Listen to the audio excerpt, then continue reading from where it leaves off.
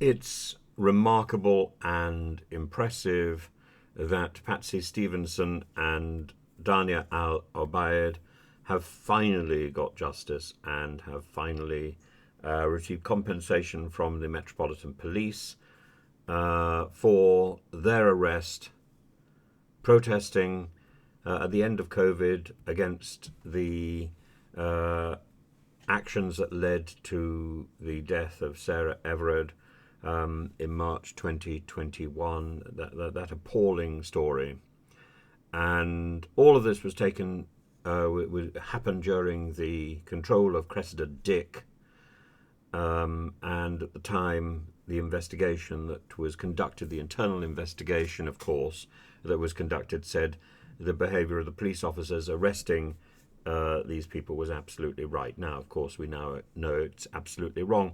And Al-Obeid, Dania Al-Obeid, was convicted behind closed doors under the SJP system.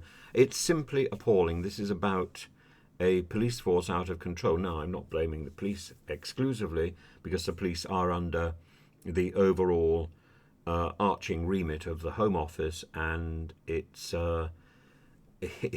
extraordinary tyrannical understanding of its own power. This is about control, control, control, and it's out of control. And it's been out of control really since the days of Theresa May. It doesn't matter what she says in her book. I'm looking forward to reading her book as well. And it's just one thing after another about a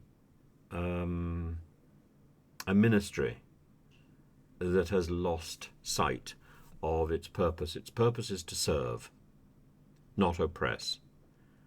And this has become a ministry earmarked by the most wicked, the most distorted oppression, and it oozes into plain sight in so many different areas, in immigration, in education, in policing.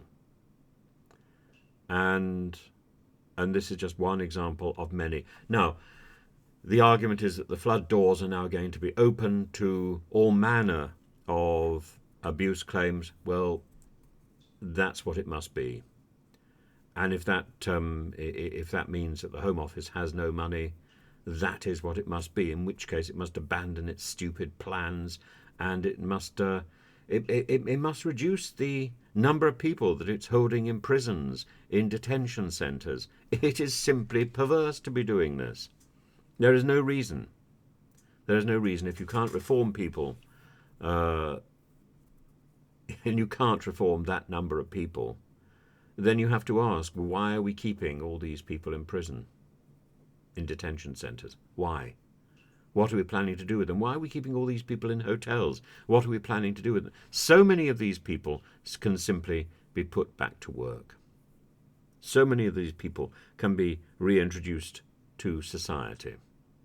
But it's much harder after they've spent even a week in detention.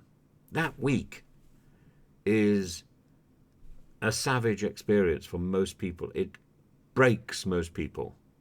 Why are we doing this in our society? Why?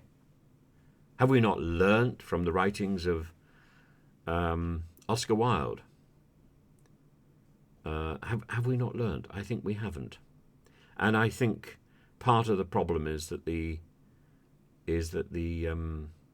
Home Office is being run by somebody who knows nothing about detention, and who it clearly has very little understanding of humanity, who is driven by ideology and by contempt for what anybody else says.